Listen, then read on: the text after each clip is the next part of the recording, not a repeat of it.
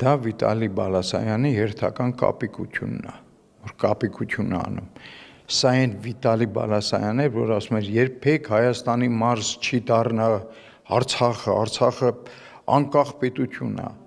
Գնացին թավալվեցին ռուսների ոտքերի տակ, ռուսները խաբեցին, իրանց ղեկավարությանը մի թաթում են Բաքվում,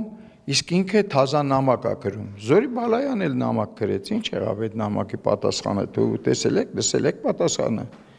Հիմա սրա պատասխանել դուք, նույն բախտին կարժանանա։ Իրանք սովոր են, ու իրանք Ղարաբաղում ամեն առիթների դեպքում ռուսական դրոշները, Պուտինի նկարները,